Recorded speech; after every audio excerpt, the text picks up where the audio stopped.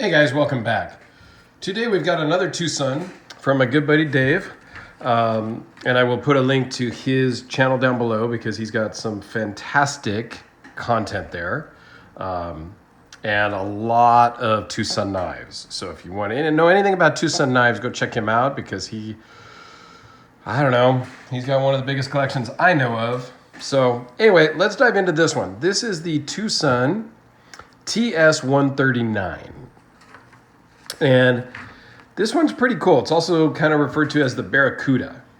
It's designed by Mazwan Mokhtar, maybe? Hope I didn't destroy that too much.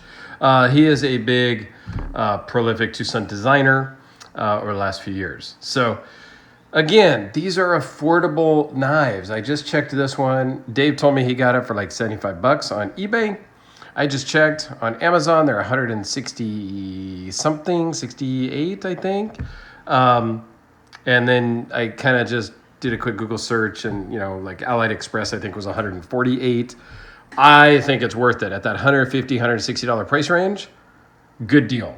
At $75 that Dave got it at, dude, that's great. So 4.5 inches, just a hair over 4.5 inches closed.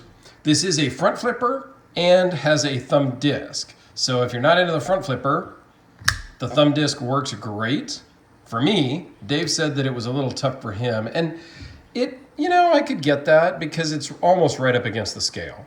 So the way my thumb is, it does kind of work, but it also front flips just fine. I still don't understand the front flipping thing. Apparently it's a thing, but yeah, okay. Overall is just a hair over 8 inches. Blade length is 3.52 with an edge of 3.5 because it's just almost the same. And this particular one, this model comes in S90V. Really? 150, 160 bucks, S90V? Titanium scales, carbon fiber inlays? Get out of here. Blade thickness is 0.156 and gets very thin behind the edge. We'll do kind of close up and see if I can show that. Overall thickness is 0.551 minus the clip, and it weighs in at 4.4 ounces. So for me, it's a good weight. It does run on ceramic bearings. Doesn't drop shut, but again, I don't know. Drop shutting is a thing, but is it a useful thing? Is it? I don't think I can loosen the pivot and it'll probably drop shut. Oh man, now I was talking about the thumb disc working great and I blew it twice. So yeah, I'm sure that if you loosen the pivot, anything will drop shut, but is that where we want to go? Do we need it to drop shut? The blade is just really nice on this one, and it's a very nice thin edge. And the fit and finish on the carbon fiber inlay in relation to the scale is fantastic. There's no backspacer, so it's 2 halves, which I think is really cool. I love having this completely covered in the back. And it has a lanyard tunnel. I like the way they did that. They just kind of milled out a little bit on the 2 halves. You can stick a lanyard thing, paracord or whatnot through there if you like. Again, I don't do lanyards typically, but just the construction of that is pretty cool. I like that it's just 2 halves put together. Kind of a cool design in my opinion. Where this carbon fiber is, you cannot feel the seam. You can kind of feel a difference in material, but the milling of that is just perfect. It just came out great. So, and then the thumb disc on top, I guess you could take that off if you really wanted. Would look odd because it is cut and recessed into the blade. So if you took it off, you'd have a bit of a thing, you know, a notch in the edge of the blade. Beautiful Wharncliffe blade, you know, grind. I kind of like the the hexagonal, you know, kind of tink, tink, tink around the spine. It's just very nice. It fits great in the hand. You know, the one thing about the front flipper is there is no flipper tab in the front to get in the way of your finger when the knife is deployed. So I get that. Although sometimes that flipper tab becomes a useful part of the knife when it is deployed. So oftentimes, you know, you have finger choil and you can choke up, and it gives you that flipper tab, it gives you some meat behind to grab onto. So I can go either way on that part, but I do like, I like the aesthetics of this. No, you know, flipper tab sticking out.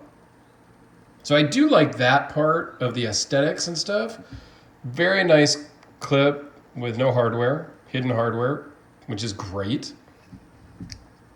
Now, one thing with a front flipper, this one in particular, for me anyway, is when it's deployed and I go to close it, depending on where my hand is, I may feel that flipper tab around the back side, and my finger's a little bit in the way here on closing it. I mean, it's not really in the way, I just kind of feel it and I move my hand out of the way. But it's just something that I feel, but it doesn't impede the closing. But it is a little awkward the first few times you do it. So that is something to maybe get used to, depending on where your hand is when you close the blade, because that tab will come out and it may, you know, rub up against your finger. Again, it's not a problem. It's just something to be aware of. So let's do a couple size comparisons. Let's do it kind of backwards because of the lighting. Here's a Sharpie. We'll just kind of run through these pretty quick because I think everybody's getting the idea. And we won't even do them in order. Large Sebenza 21 is about the same size, actually. And I don't really compare these before the video. I just kind of grab them during, you know, towards the end to do some size comparisons. And usually on my table I have, you know, generally I've got some larger ones and some medium-sized ones and whatnot. So it is kind of, you know, funny to me sometimes when I pull one out and it kind of matches pretty exact. That is not planned. That just happens to be what's on the table. I do always like to do the Spyderco Delica because I think a lot of people are familiar with the Delica, so it kind of gives you a good comparison, as well as the Sharpie, just because everybody knows the size of a Sharpie. So for me, I think that works. If you guys think that's dumb, then, you know, let me know. I take criticism, kind of. Since we're in the front flipper realm, the FIF 23 obviously dwarfs the Tucson, but it is front flipper. And I haven't really noticed, yeah, see this one, where the flipper tab is, it doesn't contact my hand. I've never had this one rub up against my finger as I'm closing it, like I have on the Tucson. Again, it's not a problem. It's not a negative. How about one more Chinese-made one here? The Civivi Asticus. Only because I got some stuff from Civivi recently that I will be sharing soon. So Civivi is on my mind a little bit. So anyway, this is a fantastic Tucson.